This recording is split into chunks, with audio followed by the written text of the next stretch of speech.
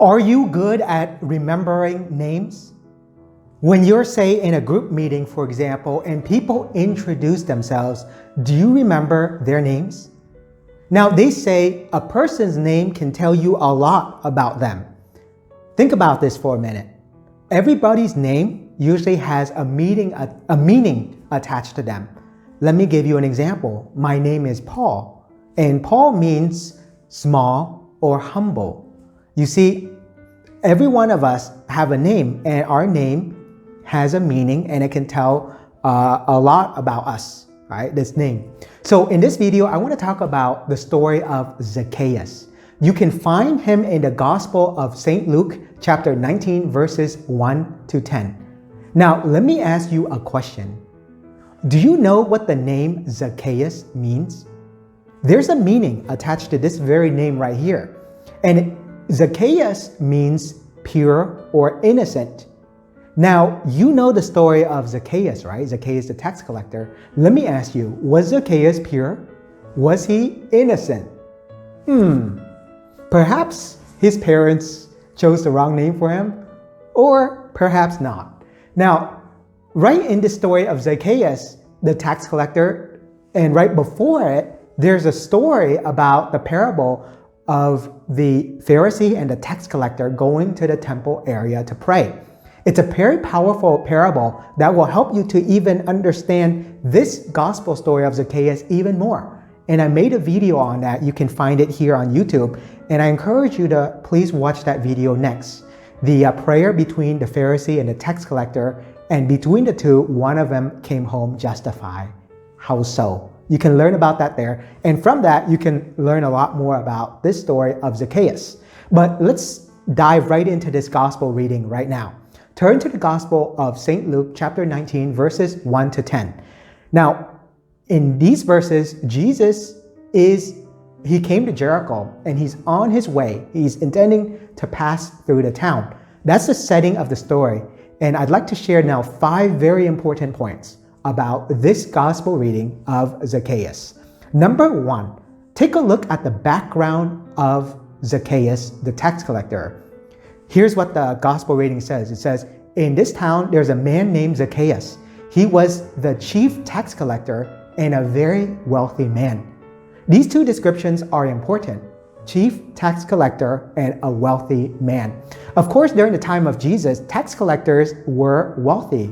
How? Because they were corrupt. They're able to take money, take more than their fair share, take more than what they have to contribute back to the Roman Empire, and whatever is left over, they put in their pocket, right? And so they became wealthy. Now think about Zacchaeus for a moment. He's the chief tax collector, which means he makes even more money, right? He collects even more taxes because he's the bigger boss.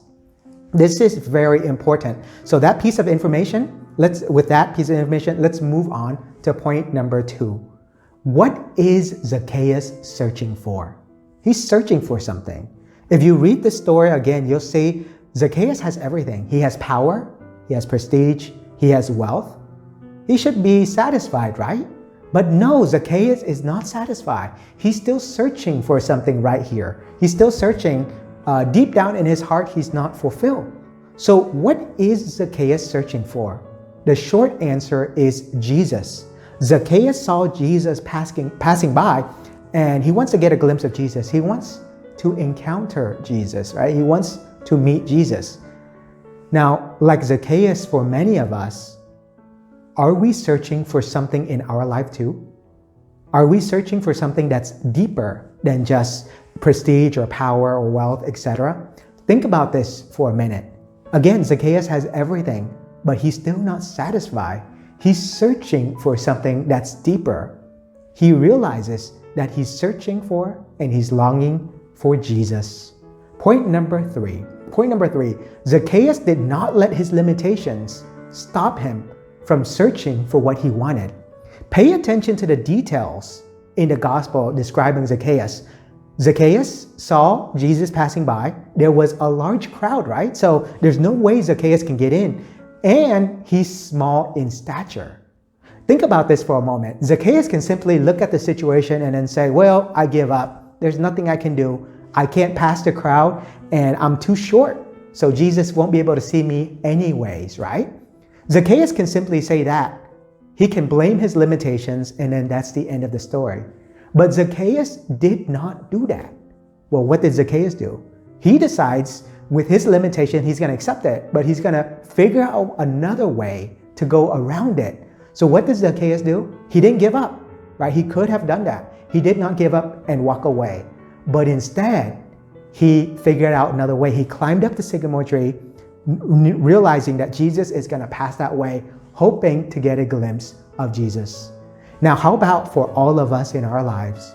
Do we look at the various limitations in our lives and say, well, you know what? I can't pass this, or I'm having trouble here, or I'm just not a good person, or, God doesn't love me, etc. Right? We can be like Zacchaeus in that moment, and we have a choice to make. Do we accept our limitation and say, well, that's how it's just going to be and that's the end of it? Or do we try to go around it and figure out a way, like Zacchaeus, to come to Jesus? It's so easy to make excuses. It's another story, though, when we try with a lot of effort to try to meet Jesus, because when we do that, we might just be able to meet Jesus. Point number 4, Zacchaeus meets Jesus. Interesting, right? He devised a clever plan. He knows Jesus is going to pass this way, and he saw a tree. Well, why not? Let's climb this tree and see Jesus. That's precisely what Zacchaeus does, right? So he climbs the sycamore tree, and he wanted to see Jesus. But then something very interesting happens in this story. Jesus stops by the sycamore tree. He sees Zacchaeus on the top, and Jesus says, "Come down quickly, for today I must stay at your house." Right? Now, the gospel account continues. Read it, and you'll see. Zacchaeus comes down quickly, and he received Jesus with joy. Now, there's a problem here. Do you know what the problem is? The crowd. Right? The crowd of people know who Zacchaeus is, and they react. They say, well, this guy's a sinner. Zacchaeus is a sinner.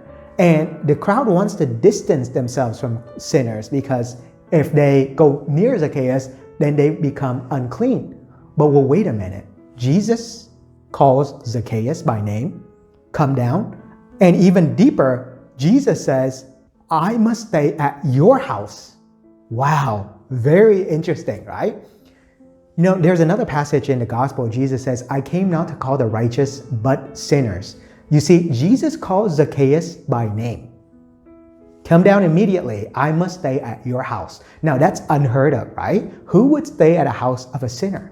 Well, Jesus, right? And Jesus, if you invite him into your lives too, even though, we're sinners, we have many problems, many sins, many mistakes, invite Jesus in your life, into your house, and you can see all the amazing things Jesus can do in your life. Which then brings us to point number 5. And the last point I want to share is the encounter with Jesus completely changed the life of Zacchaeus, completely transformed his life. You see, Zacchaeus encountered Jesus. Zacchaeus has been searching for Jesus all his life, and then finally he encountered Jesus right here at this very moment. This changed his life completely. And how do we know it changed his life? Continue reading the gospel passage and you'll see.